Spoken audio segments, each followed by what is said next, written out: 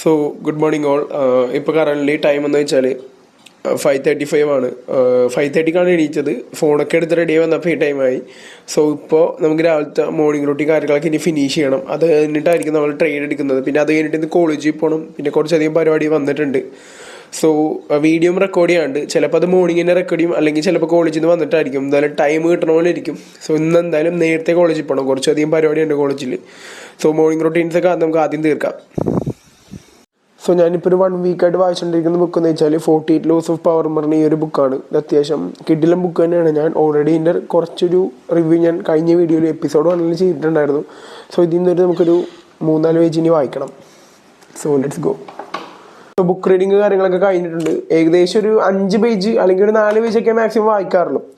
So എനിക്ക് വേണമെങ്കിൽ ഒരു ദിവസം കൊണ്ട് അല്ലെങ്കിൽ ഒരു 2 ദിവസം കൊണ്ട് എനിക്ക് ഈ ബുക്ക് ഫുള്ള് തീർക്കാം. പക്ഷെ അങ്ങനെ ഞാൻ തീർക്കില്ല. ഞാൻ തീർക്കണമെന്ന് വെച്ചാൽ ഡെയിലി നമ്മൾ കൺസിസ്റ്റൻ്റ് ആയിട്ട് 5 പേജ് അല്ലെങ്കിൽ 4 പേജ് വെച്ച് നമ്മൾ വായിച്ചുകൊണ്ട് പോകും. സോ അതാണ് നമ്മൾ ഡെവലപ്പ് ചെയ്യണം. കൺസിസ്റ്റൻസി അങ്ങനെയാണ് നമ്മൾ ഡെവലപ്പ് ചെയ്യാൻ പറ്റണം. അല്ലെങ്കിൽ എനിക്ക് ഒരു ദിവസം കൊണ്ട് നമുക്ക് എല്ലാവർക്കും ഒരു ദിവസം കൊണ്ട് ഒരു ബുക്ക് തീർക്കണമെന്ന് വെച്ചാൽ ഒരു ദിവസം കുത്തിയിടുന്ന് ഒരു മോട്ടിവേഷനെ പുറത്ത് വേണമെങ്കിൽ നമുക്ക് തീർക്കാം. പക്ഷെ അങ്ങനെ തീർത്തിട്ട് കാര്യമില്ല. നമ്മൾ വായിക്കുമ്പോൾ ഡിസിപ്ലിൻ ആയിട്ട് കുറച്ച് കാര്യങ്ങളായിട്ട് ചെയ്ത് പോകുമ്പോൾ നമുക്കത് കണ്ടിന്യൂസ് ആയിട്ട് നമ്മുടെ ലൈഫ് ലോങ് നമുക്ക് അക്സെപ്റ്റ് ചെയ്യാൻ പറ്റും. അല്ലാണ്ട് ഇപ്പോൾ ഒരു ദിവസം അല്ലെങ്കിൽ 2 ദിവസം ചിലപ്പോൾ ആ മോട്ടിവേഷൻ തീരണ വരെ നമുക്ക് വായിക്കാൻ പറ്റും. പിന്നെ അത് കഴിഞ്ഞിട്ട് പിന്നെ വായിക്കാൻ നമുക്ക് മടിയാം. അതേസമയം നമ്മൾ സ്റ്റാർട്ടിങ് സ്റ്റേജിൽ 1 പേജ് വെച്ച് കൊടുക്കുക, പിന്നെ 2 പേജ്, പിന്നെ അങ്ങനെ 3, പിന്നെ ഒരു 4 അല്ലെങ്കിൽ 5 അതിൽ സ്റ്റിക്ക് ഓൺ ചെയ്യുക. എന്നിട്ട് നമ്മൾ മന്ത്സ് ഇങ്ങനെ കണ്ടിന്യൂ ചെയ്യുക. ഓരോ മാസം ഇങ്ങനെ കണ്ടിന്യൂ ചെയ്ത് പോവുക. സോ അങ്ങനെ നമുക്ക് വരുമ്പോൾ നമുക്കൊരു കൺസിസ്റ്റൻസി അല്ലെങ്കിൽ ഒരു ഡിസിപ്ലിൻ നമുക്കവിടെ ക്രിയേറ്റ് ചെയ്യാൻ പറ്റും. സോ അങ്ങനെ ബുക്ക് റീഡിങ് കാര്യങ്ങളൊക്കെ കഴിഞ്ഞിട്ടുണ്ട്. ഇനിയുള്ള പരിപാടി എന്ന് വെച്ചാൽ നമുക്ക് സ്റ്റഡീസ് കുറച്ച് നോക്കാണ്ട്. അതായത് സത്യം പറഞ്ഞാൽ ഫസ്റ്റ് സെമ്മിലും സെക്കൻഡ് സെമ്മിലും ഞാൻ ഒട്ടും സ്റ്റഡീസിൽ ഫോക്കസ് ചെയ്തിട്ടില്ല. അതിൻ്റെ മെയിൻ കാരണം എന്ന് വെച്ചാൽ ഞാൻ ഒരു ബിസിനസ് ഡെവലപ്പ് ചെയ്യേണ്ട അതിൻ്റെ കാര്യങ്ങളൊക്കെ ഞാൻ പറയാം. സോ അതിൻ്റെ ഓട്ടത്തിലായിരുന്നു ഫുള്ള്. സോ അങ്ങനെ വന്നപ്പോൾ എനിക്ക് എൻ്റെ സ്റ്റഡീസിൽ ഒട്ടും ഫോക്കസ് ചെയ്യാൻ പറ്റിയില്ല. ഇങ്ങനെയെങ്കിലും ആ ഒരു ബിസിനസ് ഡെവലപ്പ് ചെയ്യണം എന്നുള്ള മൈൻഡ് സെറ്റോടുകൂടി ഞാൻ ഓരോ ദിവസം പോയിക്കൊണ്ടിരുന്നത്. അപ്പോൾ എനിക്ക് എന്താ പറയുക, സ്റ്റഡീസിൽ ഒട്ടും ഫോക്കസ് ചെയ്യാൻ പറ്റില്ല. അതുകൊണ്ട് തന്നെ അതിൻ്റെ റിസൾട്ടായിട്ട് എനിക്ക് ഫസ്റ്റ് സെമ്മിൽ സപ്ലൈ ഉണ്ടായിരുന്നു, അതുപോലെ തന്നെ സെക്കൻഡ് സെമ്മിൽ സപ്ലൈ ഉണ്ടായിരുന്നു. സോ ഫസ്റ്റ് സെമ്മിലെ സപ്ലി എക്സാമിൻ്റെ ഡേറ്റ് വന്നിട്ടുണ്ട്. അത് അത്യാവശ്യം പഠിച്ച്, എക്സാമിൻ്റെ ഡേറ്റ് ഓൾറെഡി നേരത്തെ ആയിരുന്നു, അത് കഴിഞ്ഞു, എക്സാം കഴിഞ്ഞു. സോ അത് ഓൾറെഡി പഠിച്ച് ഞാൻ എഴുതിയിട്ടുണ്ട്. അത് പാസ്സാവുന്ന തന്നെയാണ് എൻ്റെ ഒരു മൈൻഡ് സെറ്റ്. അതുപോലെ തന്നെ സെക്കൻഡ് സെമ്മിൽ സപ്ലൈ ഉണ്ട്. അപ്പോൾ ഇപ്പോൾ നോക്കുന്നത് അക്കൗണ്ടൻസിയാണ്. അപ്പോൾ ഇതെൻ്റെ റെസ്പോൺസിബിലിറ്റിയാണ് ഈ സപ്ലൈ എനിക്ക് ക്ലിയർ ചെയ്യണം എന്നുള്ളത്. കാരണം ഈ ഒരു എന്താ പറയുക, ഈ ഒരു BBA ഞാൻ ഇപ്പോൾ പഠിക്കുന്ന BBA ഇതിൻ്റെ ഫീസ് കാര്യങ്ങളൊക്കെ കൊടുത്തുകൊണ്ടിരിക്കുന്നത് ഇപ്പോഴും എൻ്റെ പാരൻസ് ആണ്. കാരണം അതിനുള്ളൊരു എന്താ പറയുക ഇൻകം സോഴ്സ് എനിക്ക് ഉണ്ടായിട്ടില്ല. സോ എനിക്കിത് ക്ലിയർ ചെയ്യണം. കാരണം അവരാണ് പൈസ കൊടുക്കുന്നത്, അവരാണ് എൻ്റെ കാര്യങ്ങളെ നോക്കുന്നത്. എനിക്കിപ്പോഴും ഒരു നല്ലൊരു ഇൻകം സോഴ്സ് ഇപ്പോഴും വന്നിട്ടില്ല, അത് ഞാൻ തുറന്നു പറയാം. സോ അതുകൊണ്ട് തന്നെ എനിക്കിത് ക്ലിയർ ചെയ്യണം. കാരണം എൻ്റെ റെസ്പോൺസിബിലിറ്റിയാണ്. അവർ കൊടുത്ത മണിക്ക് എന്തെങ്കിലും നമ്മൾ വാല്യൂ ഉണ്ടാക്കി കൊടുക്കണം. സോ അതുകൊണ്ട് ഇനിയുള്ള പരിപാടി നമുക്ക് സ്റ്റഡീസ് ഫോക്കസ് ചെയ്യണം. അപ്പോൾ അത് കഴിഞ്ഞിട്ട് ട്രെയിൻ എടുക്കണം. പിന്നെ അത് കഴിഞ്ഞിട്ട് ചിലപ്പോൾ ഞാൻ വീഡിയോ റെക്കോർഡ് ചെയ്യും, അല്ലെന്നുണ്ടെങ്കിൽ കോളേജിൽ പോകും. ഞാൻ ഓൾറെഡി പറഞ്ഞിട്ടുണ്ടായിരുന്നു ഇന്ന് കോളേജിൽ ഒരു പരിപാടി ഉണ്ട്. സോ നേരത്തെ പോകണം, നോക്കാം. എന്തായാലും ടൈം ഉണ്ടെന്നുണ്ടെങ്കിൽ വീഡിയോ റെക്കോർഡ് ചെയ്യും, അല്ലെങ്കിൽ കോളേജിൽ നിന്ന് വന്നിട്ട് റെക്കോർഡ് ചെയ്യുള്ളൂ. സോ ഇതൊന്നും തീർത്തിട്ട് നമുക്ക് ബാക്കി കാര്യങ്ങളിലേക്ക് പോവാം. സോ ഇപ്പോൾ ടൈം ഏകദേശം 7:24 സ്റ്റഡീസ് കാര്യങ്ങളൊക്കെ കഴിഞ്ഞിട്ടുണ്ട്. പിന്നെ നമുക്ക് ട്രെയിൻ എടുക്കണം. ഇപ്പോൾ ചാർട്ട് കാര്യങ്ങളൊക്കെ ഞാൻ ഓപ്പൺ ചെയ്ത് വെച്ചിട്ടുണ്ട്. ഇപ്പോൾ കറൻറ്റ്ലി BTC ഇപ്പോൾ നോക്കണമെങ്കിൽ ഫുൾ ഒരു ഡൗൺഫോളിലേക്കാണ് വരുന്നത്. നേരത്തെ നമുക്കൊരു നല്ലൊരു അപ്പ് മൂവ്മെൻറ്റ് ഉണ്ടായിട്ട് പിന്നെ പെട്ടെന്ന് ഇപ്പോൾ പ്രൈസ് നല്ല രീതിയിൽ ഒരു ഡൗൺഫോളിലേക്കാണ് വന്നിരിക്കുന്നത്. എന്തായാലും നമുക്കിനി ഈ ഒരു ടൈമിന് നമുക്കൊരു ഷോർട്ട് പൊസിഷൻസ് മാക്സിമം നോക്കണമായിരിക്കും നല്ലത്. ലോങ് പൊസിഷൻ നോക്കണേക്കാൾ നല്ലത് ഷോർട്ട് പൊസിഷൻ നോക്കണമായിരിക്കും കുറച്ചും കൂടി ബെറ്റർ ആയിട്ടുള്ളൊരു വേ എന്ന് പറഞ്ഞാൽ. സോ എന്തായാലും ചാർട്ടൊന്ന് കാണിച്ചു തരാം. ചാർട്ട് അനലൈസ് ചെയ്ത് കണ്ടില്ല, അനലൈസ് ചെയ്ത് കഴിഞ്ഞിട്ട് ഞാൻ കാണിച്ചു തരാം. സോ നമ്മൾ ചാർട്ടൊക്കെ അനലൈസ് ചെയ്ത് കണ്ടിട്ടുണ്ട്. പ്രൈസ് ഇപ്പോൾ കറൻറ്റ്ലി ഒരു കൺസോൾട്ടേഷൻ സ്റ്റേജിലാണ്.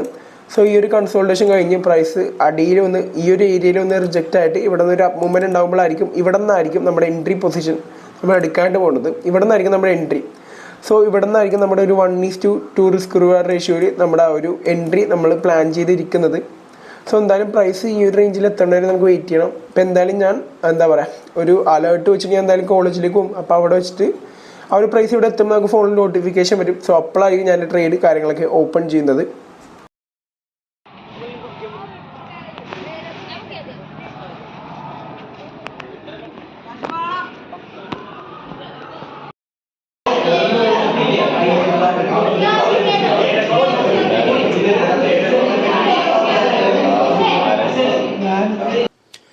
സോ ഇപ്പോഴാണ് കോളേജിന് വന്നത്. ഇനിയുള്ള പരിപാടി നമുക്കൊരു ഷോർട്ട് വീഡിയോ റെക്കോർഡ് ചെയ്യാനുണ്ട്. സോ അതിൻ്റെ സ്ക്രിപ്റ്റിംഗ് കാര്യങ്ങളൊക്കെ തന്നെ ഇന്നലെ രാത്രി തന്നെ കഴിഞ്ഞിട്ടുണ്ടായിരുന്നു. അപ്പോൾ ജസ്റ്റ് ഇനി റെക്കോർഡ് ചെയ്താൽ മാത്രം മതി. പിന്നെ അത് കഴിഞ്ഞിട്ട് ഇനി ജിമ്മിലേക്ക് പോകണം.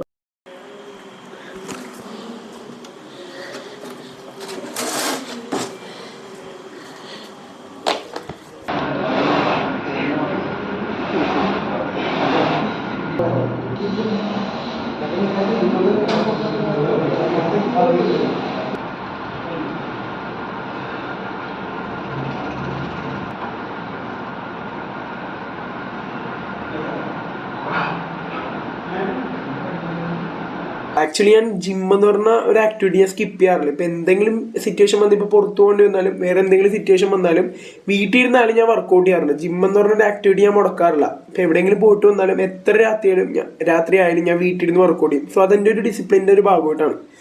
ഇപ്പൊ ഒരു എക്സാമ്പിൾ പറഞ്ഞെങ്കിൽ ഇപ്പോൾ നമ്മൾ ഒട്ടും ഹെൽത്ത് നോക്കാണ്ട് നമ്മൾ നല്ല പൈസ ഉണ്ടാക്കി വലിയ വീടും മേടിച്ചിട്ട് അവസാനം നമുക്ക് എന്തെങ്കിലും ഹെൽത്ത് സംബന്ധമായ എന്തെങ്കിലും എന്താ പറയാ കാര്യങ്ങളോ ഇതൊന്നും ഉണ്ടാവില്ല. ഒറ്റയടിക്ക് ഇതെല്ലാം തീരും.